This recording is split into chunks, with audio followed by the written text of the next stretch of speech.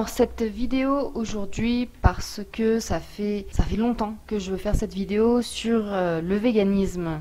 Elle est jolie leur idéologie végane, que voilà, il faut pas tuer d'animaux, on est tous égaux et que la mort c'est mal et que voilà, on peut vivre parfaitement en ne tuant aucun animal. Un deuxième point du véganisme, c'est que c'est bon pour notre santé à nous de ne pas manger de produits animaux. Et leur troisième point, c'est que ça sauve la planète. Donc le point numéro 1, comme quoi, voilà, il ne faut pas tuer.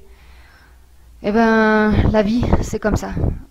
Pour avoir la vie, on a besoin de la mort. C'est comme ça que ça marche. C'est ça la vie. Pour vivre, il faut qu'on mange. Et quand on mange, on tue. C'est comme ça. Que vous tuiez des animaux, des insectes, des végétaux, des bactéries, il faut tuer pour vivre. C'est comme ça que ça marche. C'est prouvé de plus en plus, il y a de plus en plus d'études récentes qui montrent que les plantes sont des êtres vivants, sensibles, qui communiquent entre eux, qui se protègent les uns les autres, qui ont un sens de la famille, qui sentent la douleur. Ce sont des êtres sensibles, tout comme les animaux, tout comme nous. Nous, humains, on a tendance à tout séparer, mais en fait, on fait partie d'un tout. Et tout est vivant, tout est sensible. Il y a eu des études faites récemment sur les arbres, par exemple, qui montrent que les arbres ont un système social. Ils se signalent un danger les uns des autres, ils ont un réseau souterrain qui leur permet de communiquer entre eux d'un danger.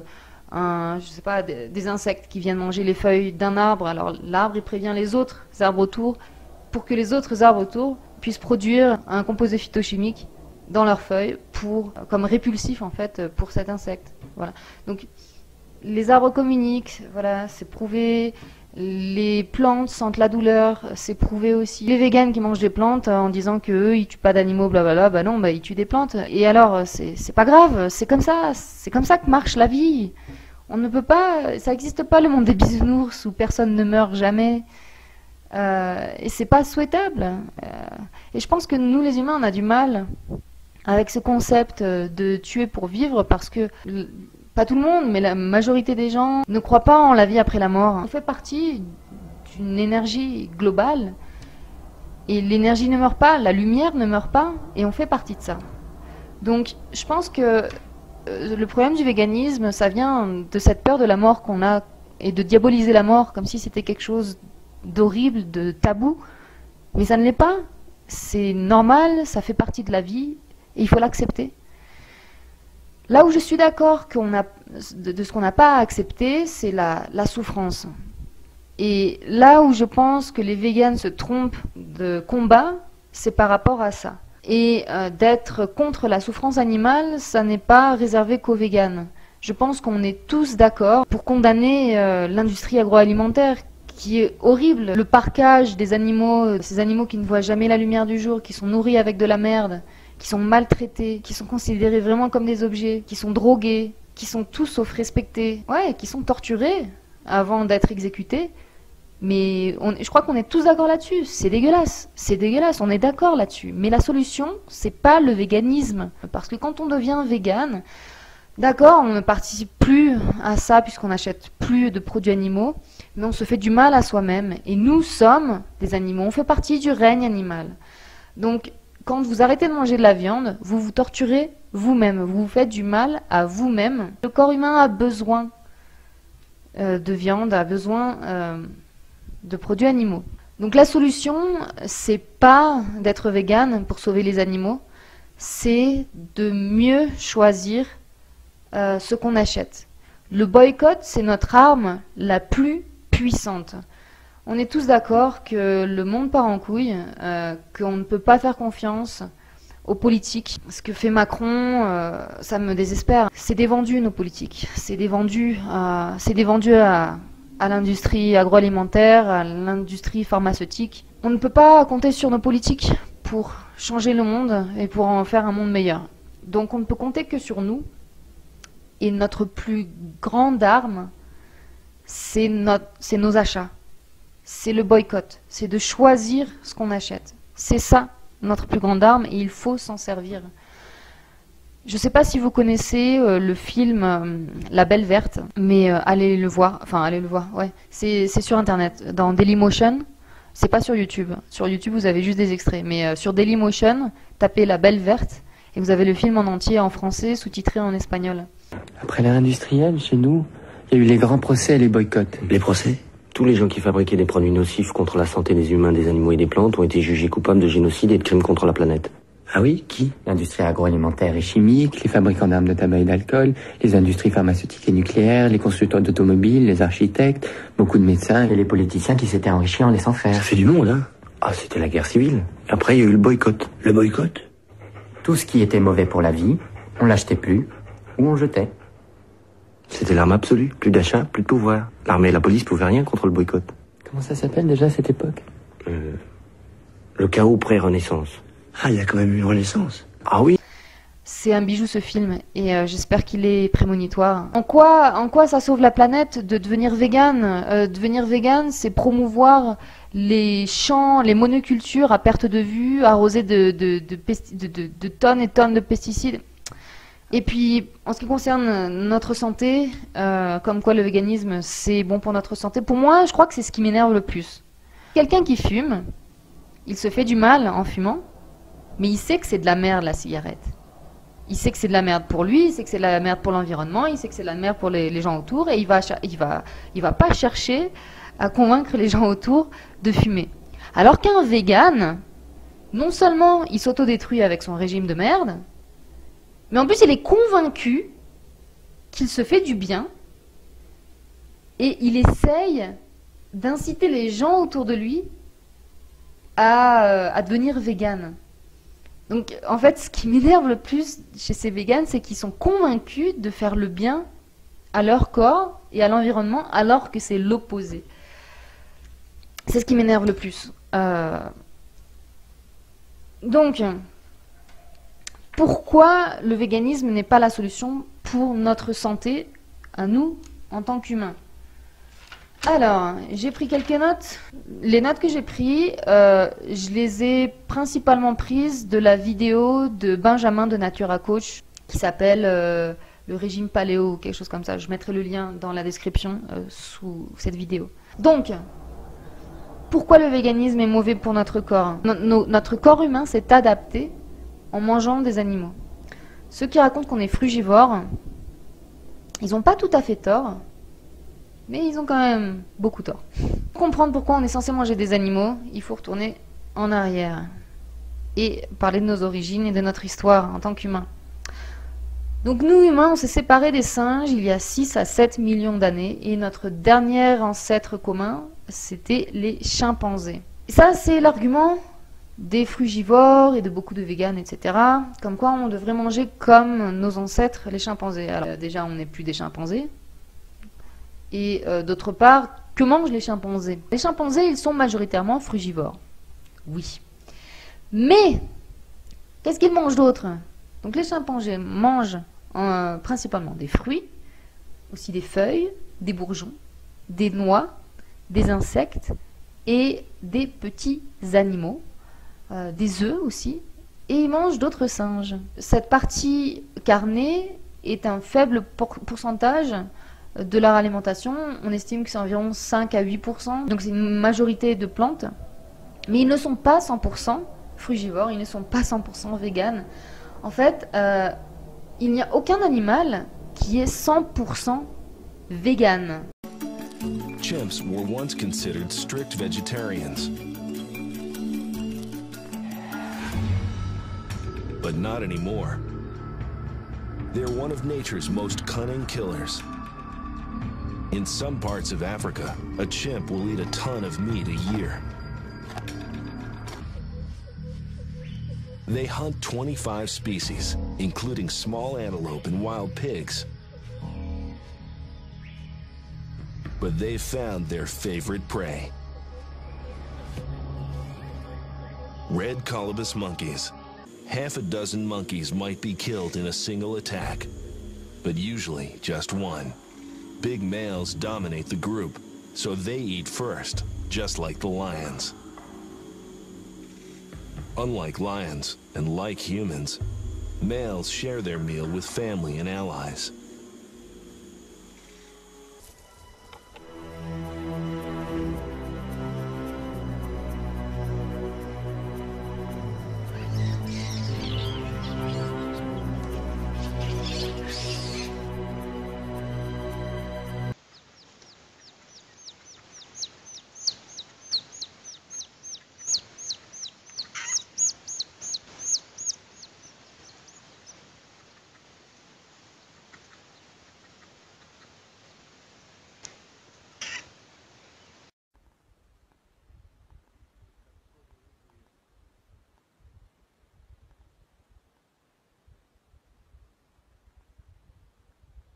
It's got a bird on the ground, Michael.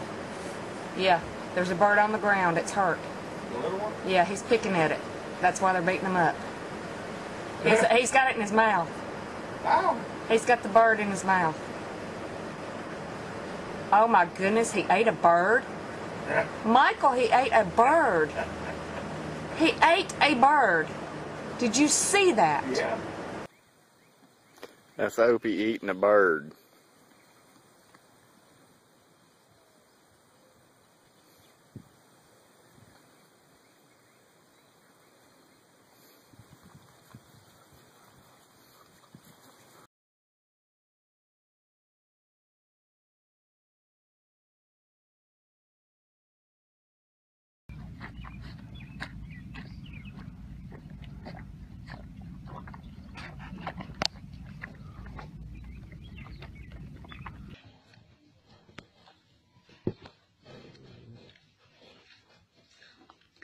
Stunningly clear video footage captures the scene of a hungry and determined squirrel chowing down on an unfortunate mouse. And you thought squirrels were vegetarians.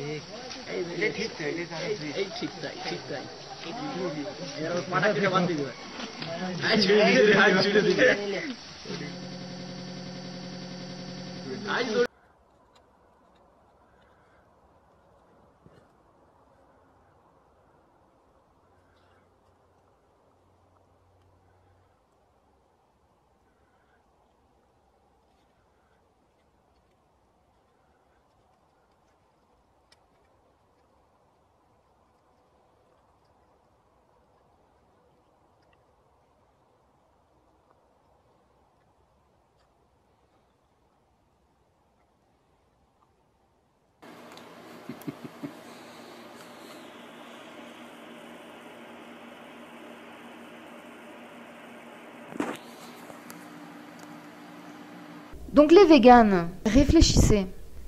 Aucun animal ne mange zéro produit animal. Même les herbivores, etc., ils mangent quelques produits animaux. Les véganes, si vous voulez manger moins de viande, il n'y a pas de problème. Vous pouvez être végétarien et être en bonne santé, si vous faites les choses bien. Par contre, vous ne pouvez pas être végane et être en bonne santé. En étant végane, vous êtes complètement antinaturel. Vous vous croyez plus proche de la nature parce que vous ne tuez pas d'animaux. Tous les cas, vous tuez, comme je l'ai déjà expliqué, vous tuez des plantes, vous tuez des bactéries, vous tuez quoi qu'il en soit. Mais aucun animal ne mange 0% d'autres animaux.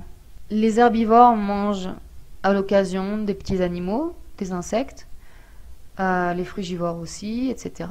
Donc voilà, les chimpanzés. Si vous voulez manger comme un chimpanzé, si votre modèle, parce que pour beaucoup de véganes, leur modèle c'est les chimpanzés et les gorilles.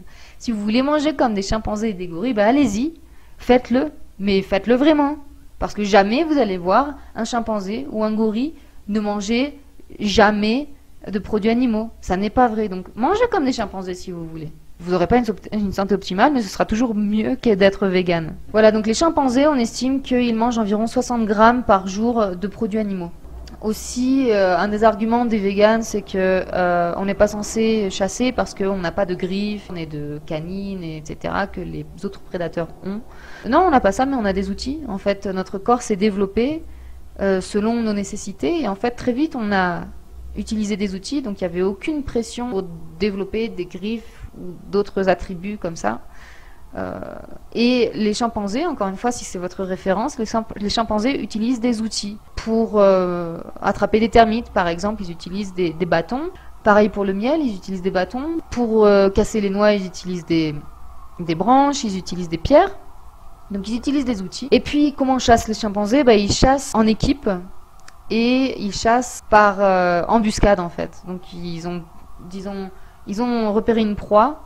Il y a un ou deux chimpanzés qui vont courir derrière la proie et qui vont l'attirer vers un autre endroit où d'autres chimpanzés sont cachés et lui sautent dessus quand il est à bonne distance et le tuent et le mangent et le partagent entre eux. Voilà, donc c'est pareil, hein, les chimpanzés, ils n'ont pas de griffes, de machin, etc. Il n'y a pas besoin de griffes. Donc cet argument, c'est argument zéro. Comme quoi on n'a pas de griffes, donc on n'est pas censé tuer. Argument zéro. Donc, si vous voulez vous renseigner sur les chimpanzés, renseignez-vous sur Jane Goodall, qui est une Britannique qui a été la première à vraiment s'intéresser aux chimpanzés et à les observer pendant des dizaines d'années. Revenons à nous. Il y a 5 millions d'années, il y a eu un gros refroidissement sur Terre, ce qui a entraîné une grande sécheresse en Afrique, ce qui a forcé nos ancêtres à descendre des arbres, donc nos ancêtres primates, à descendre des arbres. Et c'est là que apparaissent les premiers hommes australopithèques. Donc on descend des arbres à cause de la sécheresse parce que les forêts reculent, il y a moins de quoi manger, dans les arbres moins de fruits, moins de feuilles. Donc on descend et on se met à manger plus de tubercules. C'est le début de la bipédie.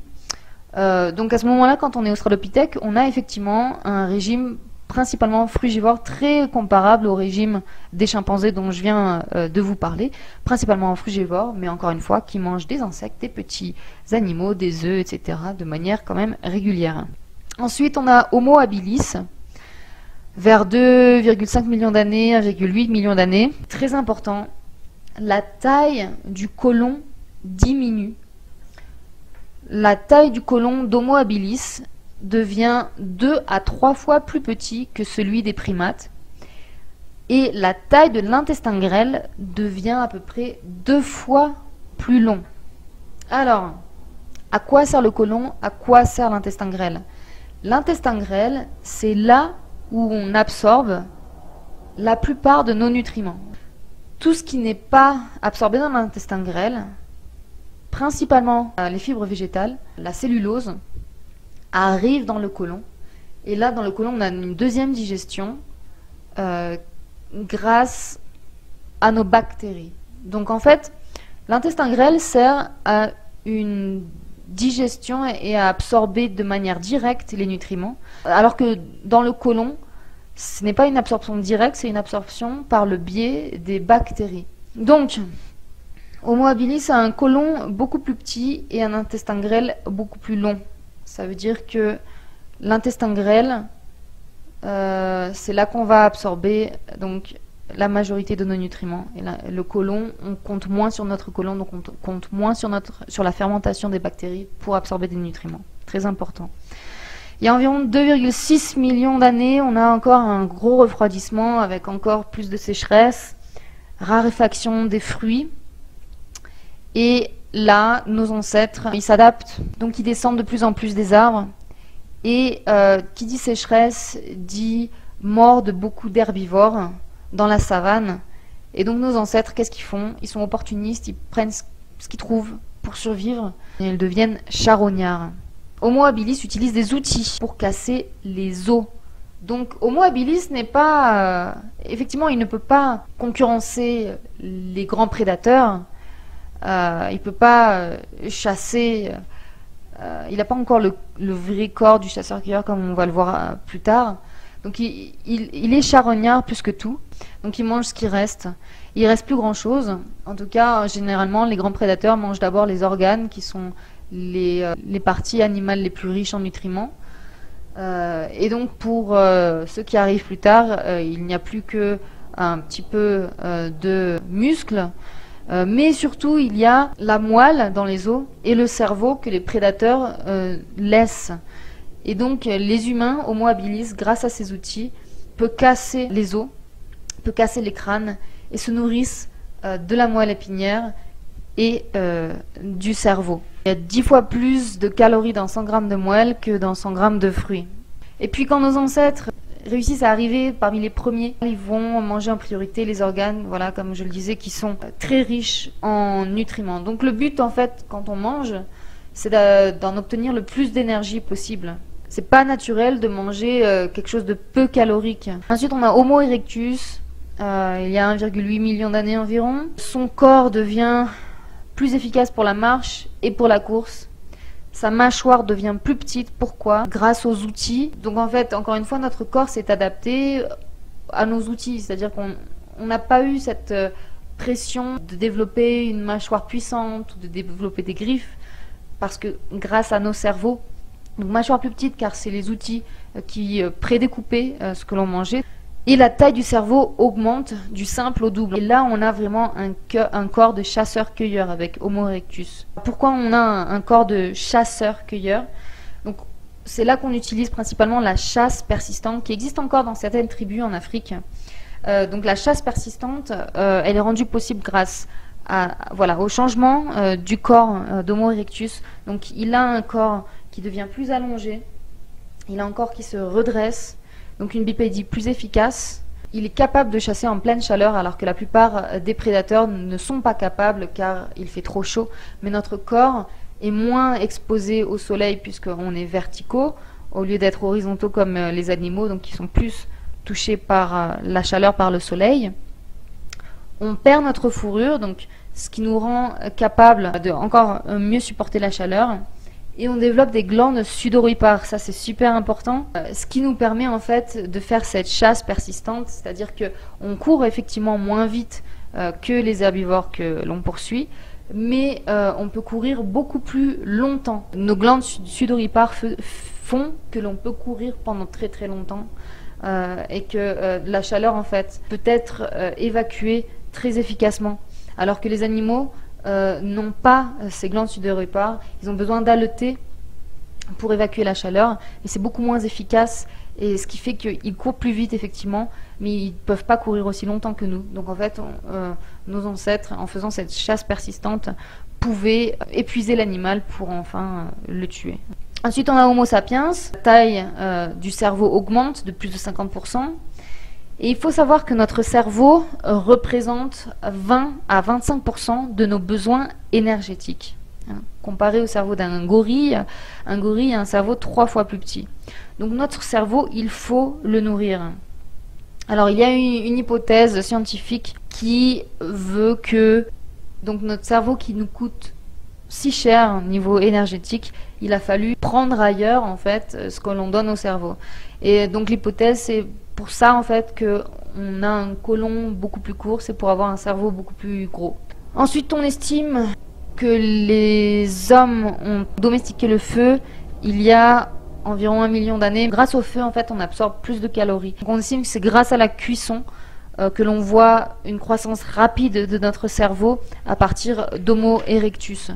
Donc la cuisson casse les fibres, ce qui fait qu'on peut manger de plus grandes quantités plus rapidement, pour un moindre coût digestif. C'est plus facile de manger 1 kg de carottes cuites que 1 kg de carottes crues. Le feu nous a permis de cuire tous ces tubercules pour les rendre plus digestes. La cuisson fait que l'on passe moins de temps à manger, ce qui nous donne le temps de faire d'autres choses, d'explorer, de voyager, d'inventer, de créer, etc. Voilà, donc comme vous pouvez le voir, nous avons évolué en mangeant de la viande. Être 100% vegan, c'est tout sauf naturel.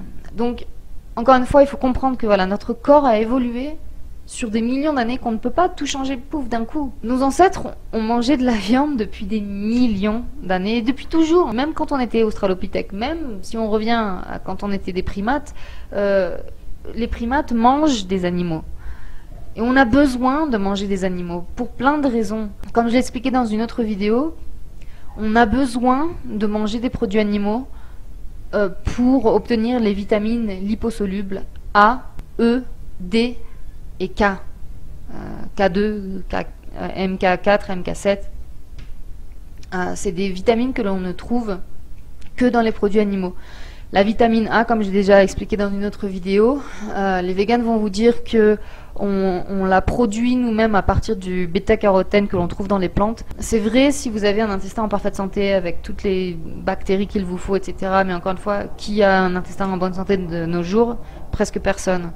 Et au-delà de ça, les gens qui ont des ancêtres qui mangeaient particulièrement de grandes quantités de produits animaux, donc notamment mes ancêtres, certainement je suis blanche, donc mes ancêtres viennent d'Europe du Nord, donc il y a des tas de gens dont les ancêtres européens mangeaient de très grandes quantités de viande, surtout l'hiver, ce qui fait que le corps s'est adapté et a arrêté de produire cette enzyme qui permet de transformer le bêta-carotène en vitamine A, puisque le corps recevait suffisamment de vitamine A rétinol, de vitamine A animale, pour ne pas avoir besoin de le transformer à partir de sources végétales.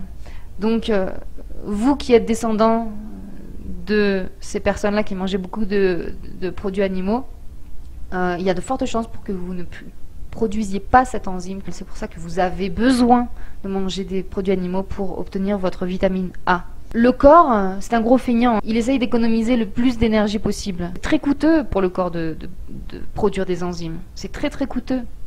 Donc le corps va essayer de ne pas produire d'enzymes s'il n'en a pas besoin. On absorbe beaucoup mieux les nutriments venant des animaux que les nutriments venant des plantes. Quand vous mangez vegan, vous vous mettez des bâtons dans les roues. Vous forcez votre corps à produire plus d'enzymes, plus de vitamines. Donc pour ceux par exemple qui ont toujours cette enzyme qui permet de transformer le bêta-carotène en vitamine A, quand vous êtes vegan, donc vous pouvez obtenir votre vitamine A à partir de sources végétales, mais vous forcez votre corps à se compliquer la vie, à utiliser plus d'énergie, plus de ressources pour la même chose en fait, que si vous mangiez un produit animal, vous auriez la vitamine A directement disponible, tout de suite biodisponible, vous épuisez votre corps.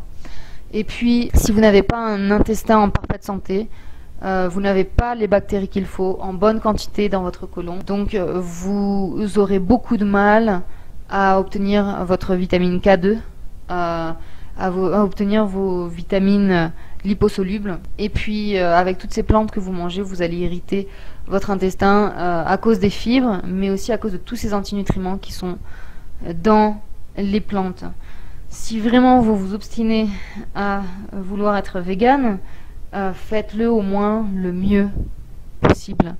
J'ai vu des véganes qui se font des plats énormes de lentilles ou de pois chiches ou d'haricots, juste ils les font bouillir et ils les mangent.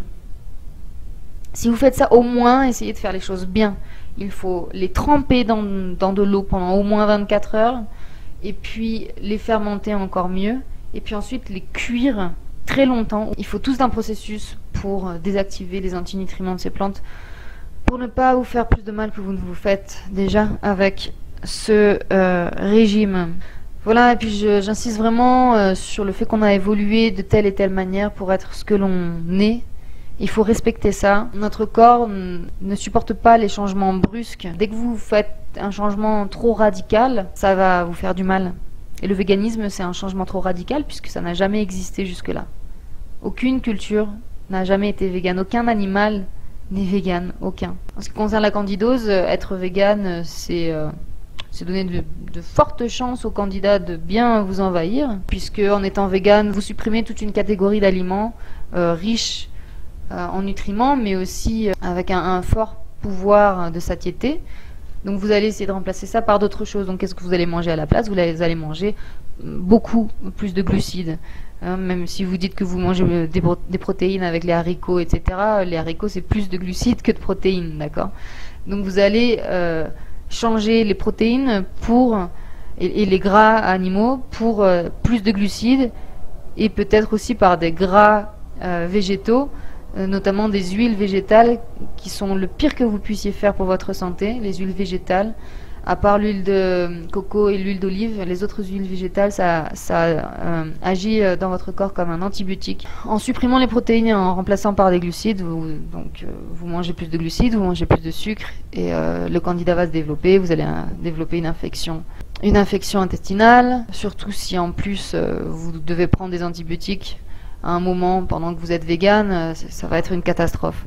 Et puis voilà, comme je le disais, il ne faut pas oublier que le cerveau utilise 20-25% des ressources énergétiques et on absorbe peu d'énergie dans un régime vegan. Comme je le disais, si vous absorbez de l'énergie, ça va être principalement des glucides, et le cerveau a besoin de gras. Donc en étant vegan, soit votre corps priorise le cerveau au détriment du reste des autres fonctions comme la digestion par exemple, ou alors soit le corps n'arrive pas à fournir assez d'énergie au cerveau et vous développez des problèmes mentaux. Et il y a beaucoup de véganes qui développent des problèmes mentaux, de l'anxiété, de la dépression, de la paranoïa, de la fatigue, perte de mémoire, etc.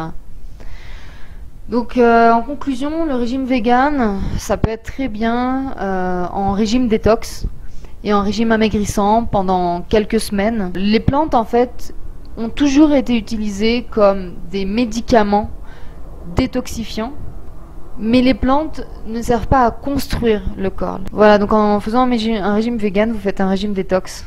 Et un régime détox, il ne faut pas le faire longtemps. Il y en a qui le font pendant des années. J'espère que cette vidéo aura servi à peut-être vous convaincre de ne pas devenir vegan. Ne succombez pas à cette mode mortifère. À la prochaine. Ciao.